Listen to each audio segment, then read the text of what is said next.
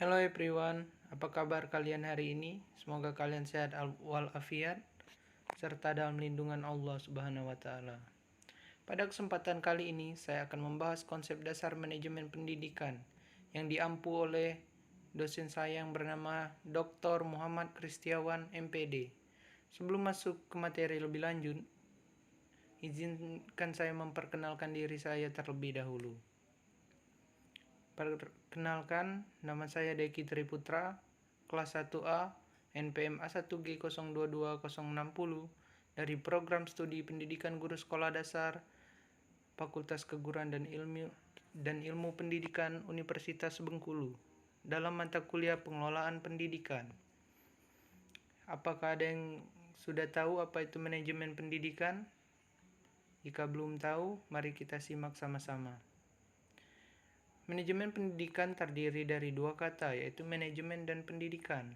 Manajemen itu sendiri memiliki arti, ilmu, dan seni dalam mengatur, mengendalikan, mengkomunikasikan, dan memanfaatkan semua sumber daya yang ada.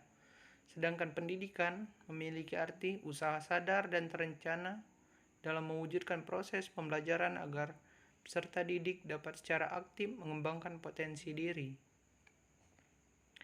Lalu, manajemen pendidikan itu sendiri memiliki arti suatu kegiatan yang berupa proses pengelolaan usaha, kerjasama kelompok manusia dalam organisasi pendidikan untuk mencapai tujuan pendidikan yang telah ditetapkan sebelumnya dengan memanfaatkan sumber daya yang ada dan menggunakan fungsi-fungsi manajemen agar tercapainya tujuan secara efektif dan efisien. Apakah sudah ada yang tahu unsur manajemen pendidikan?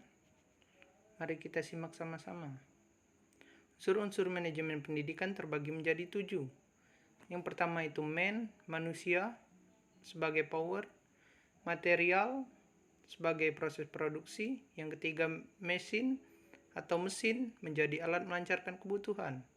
Yang keempat money atau dana dibagi menjadi 2, yaitu modal tetap dan modal kerja. Modal tetap berupa bangunan, tanah, dan mesin, sedangkan modal kerja berupa kas dan piutang. Metode adalah metode yang bertujuan menghindari terjadinya inefisiensi dan pemborosan. Dan yang kelima, yang maksud saya yang keenam, minut atau waktu yang dipergunakan harus secara efektif dan efisien. Dan yang terakhir, yang ketujuh, market, menentukan target pasar yang benar dan sesuai. Tujuan dan manfaat manajemen pendidikan. Yang pertama, terwujudnya suasana belajar dan proses pembelajaran yang aktif, inovatif, kreatif, efektif, dan menyenangkan. Yang kedua, terciptanya peserta didik yang aktif, mengembangkan potensi dirinya untuk memiliki kekuatan spiritual keagamaan, pengendalian diri, kepribadian kecerdasan, akhlak mulia, serta keterampilan yang diperlukan dirinya, masyarakat, bangsa, dan negara. Yang ketiga, terpenuhnya salah satu dari 4 kompetensi tenaga pendidik dan tenaga kependidikan, tertunjangnya kompetensi profesional sebagai pendidik dan tenaga kependidikan sebagai manajerial. Yang keempat, tercapainya tujuan pendidikan secara efektif dan efisien. Yang kelima, terbekalinya tenaga kependidikan dengan teori tentang proses dan tugas administrasi pendidikan, tertunjangnya pendidikan sebagai manajer atau konsultan manajemen pendidikan. Yang keenam, teratasinya masalah mutu pendidikan. Dan yang terakhir, terciptanya perencanaan pendidikan yang merata, bermutu, relevan, dan akuntabel, serta meningkatnya citra pendidikan yang positif. Manajemen pendidikan itu dibagi menjadi berapa macam? Apa ada yang sudah tahu?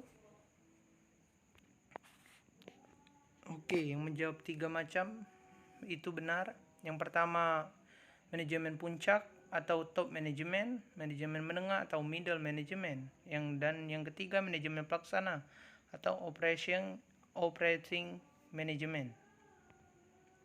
Manajemen puncak itu sendiri tugasnya mengembangkan rencana-rencana yang luas untuk lembaga dan mengambil keputusan-keputusan penting. Terdiri dari dewan direktur, direktur utama atau chief of executive officer atau CEO. Manajemen menengah, tugasnya bertanggung jawab untuk mengembangkan rencana-rencana operasional yang lebih luas dan menerapkan rencana yang dibuat oleh manajer puncak terdiri dari pimpinan pabrik atau para manajer divisi atau division manager. Manajemen pelaksana, tugasnya bertanggung jawab untuk melaksanakan rencana-rencana yang dibuat oleh para manajer menengah. Terdiri dari apa saja sih komposisi keterampilan manajemen? Mari kita simak sama-sama. Keterampilan teknik merupakan kemampuan menggunakan alat-alat prosedur teknik suatu bidang khusus ahli, bedah, pemusik, dan akuntan. Keterampilan manusiawi atau human skill merupakan kemampuan untuk bekerja dengan orang lain, memahami orang lain, dan mendorong orang lain baik sebagai perorangan maupun kelompok. Dan yang terakhir, keterampilan konseptual skill merupakan kemampuan mental untuk mengkoordinasi dan memadukan semua kepentingan dan kegiatan organisasi. Apa saja yang ada di ruang lingkup manajemen pendidikan? Mari kita simak sama-sama. Ruang lingkup manajemen pendidikan dibagi menjadi 8. 1. Manajemen kurikulum, manajemen personalia, manajemen peserta didik, manajemen sarana dan prasarana, manajemen keuangan atau pembiayaan, manajemen administrasi, manajemen humas, manajemen layanan khusus. Manajemen kurikulum itu sendiri merupakan seperangkat rencana dan pengaturan mengenai tujuan, isi, bahan pelajaran yang digunakan untuk pedoman penyelenggara kegiatan pembelajaran dalam mencapai tujuan pendidikan secara efektif dan efisien. Yang kedua, manajemen personalia itu sendiri serangkaian proses kerjasama mulai dari perencanaan perorganisasian, pergerakan, dan pengawasan dalam bidang personalia dengan mendaya gunakan sumber daya yang ada secara efektif dan efisien, sehingga semua personil sekolah menyumbang secara optimal bagi pencapaian tujuan pendidikan yang telah ditetapkan. Yang ketiga, manajemen peserta didik merupakan upaya penataan peserta didik mulai dari masuk sampai dengan mereka lulus sekolah dengan cara memberikan layanan sebaik mungkin pada peserta didik. Yang keempat, manajemen sarana dan prasarana merupakan suatu kegiatan bagaimana mengatur dan mengelola sarana dan prasarana pendidikan secara efisien dan efektif dalam rangka pencapaian tujuan yang telah ditetapkan.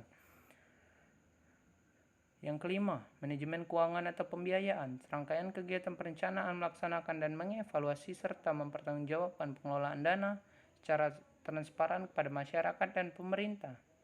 Yang keenam, manajemen administrasi yang berarti melayani, membantu, dan mengarahkan. Yang ketujuh, manajemen humas.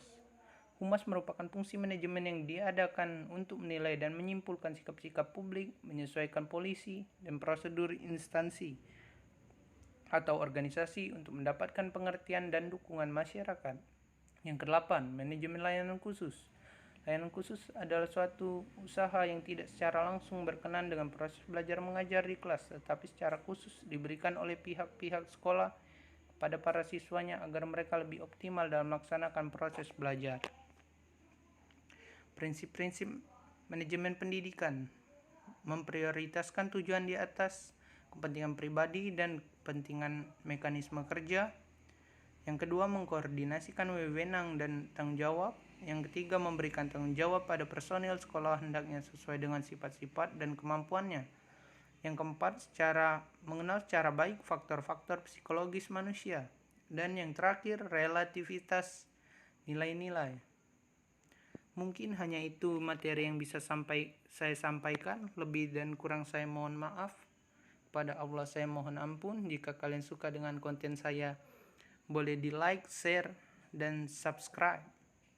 Thanks for watching guys. See you next video.